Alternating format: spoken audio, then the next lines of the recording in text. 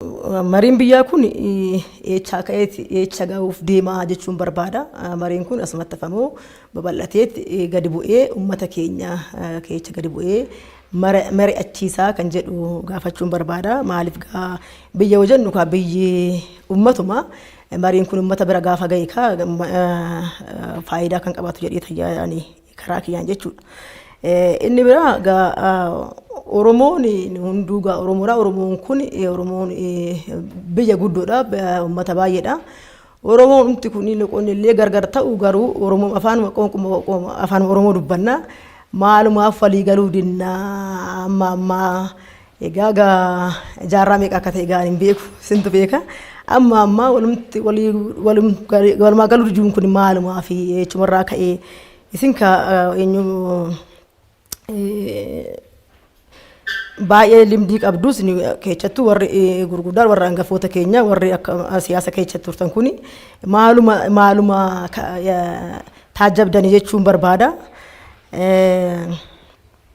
Kanaafuu akkamooti sirraa'ee ce'umsa kanaaf kan immoo wajjin jiraachuuf wajjin dhaabbachuuf maal godhuutu nurra jira kan jedhuun kaasuu barbaadani. Duratti akkuma achirraa kaasan obbo Leencoon gaafa kan bara 1992 kaastanii turtanii anis immoo akkuma nama tokkootitti gaafsin achii baatan sun gaafa akka har'aa kana baarmeexaan keewwannee gaafsanii dabbasaan keenya illee goofaree qabaa tureeyyuu akkitti kaatanii baatanii illee nan yaadadha. Tarii gaafsan oduu ba'uu baattanii carraan har'a jiru kun caalaa jira jedheetanii yaada. Baay'ee gaafsan ba'uu keessaa amma har'aayyuu baay'een qocamaanii isin waan jettanii waan yaadanis durattis isinuu oduu ba'uu baannee tarii wanni fooyya'aan tokkoon argama jettanii turtanii. Ammas immoo jijjiirama amma dhufe kanarratti akkuma beektan egaa uummanni Oromoo qeerroon Oromoo qarreen Oromoo warri namoonni baay'een irratti hirmaatee jira. Akkasumas immoo akkuma isin beektan haala gaariidhaan ce'umsi kun dhufe garuu oduma xinnoon ture odoo gammachuun keenya xiqqoon ture jijjiiramni sun gara biraatti jijjiirame uummanni keenya akkuma yeroo biraatti immoo addumaan immoo fagaachaa dhufe. Kana ka warri amaraadhi warri ce'umsa kana keessa jiran kun hin jiranii kun hin jiranii kun maal ta'eeti ammas immoo akkamitti sirraa kan jedhu marii guddaa barbaachisa. Egaa uummanni waan baay'ee yaada hundumtuu ifine uummata Oromoo guddaa kan dhisiti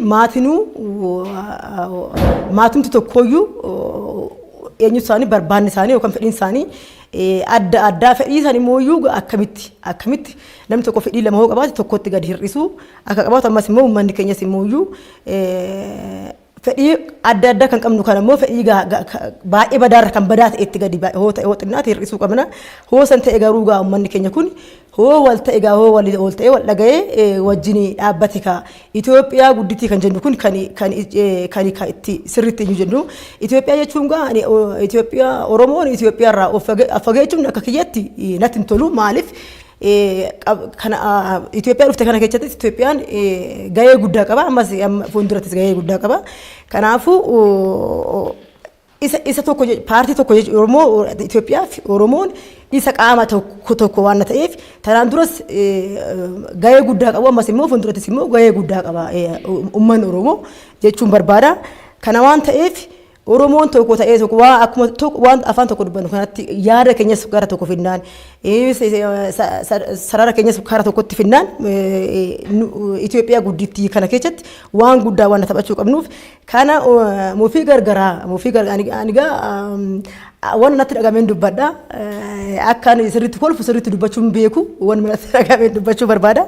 Kana waan ta'eef maaltu jijjiirama kana amma barbaachisaa ta'e sanitti akka ceesanitti maaltu sustainability isaa san dhoogge jechuu barbaannu gaa warri ce'umsa kaleessa jiru sun har'a eessa jiranii warri kun eessa jiru warri kun eessa jiru wal qaana'uun barbaachisus warri wali sodaachisuun barbaadus maaliif dhugaa hoo dubbatan bakka galmaa wanna geenyuuf kana waan ta'eef waan balleechine san wanna kaleessa balleechine san wanna immoo kaleessa karaara dabne san akkamitti tolchine akkamitti isa sirreessine wajjiniin Oromoos guddifnee Itoophiyaa keessatti immoo tapha guddaa taphanna kan jedhu kaasuu barbaadna jechuudha. Kana waan ta'eef Oromoon Arsii maal mufate, Oromoon Wallagga maal mufate, Oromoon Baale, Oromoon Hararra, Oromoon kun maal mufate, maal rakkinni jiru maali? Uummata bira rakkina maaltu jira? Mootummaa bira rakkina maaltu jira? Rakkina san immoo akkamitti hiikna kan jedhu hoo dubbachuu baan, hoo wal sirriitti hubaan, ammas immoo maali kan maaliin dhibee ofii himanne, maaliin argatu qorichaan argatu jedhama miti.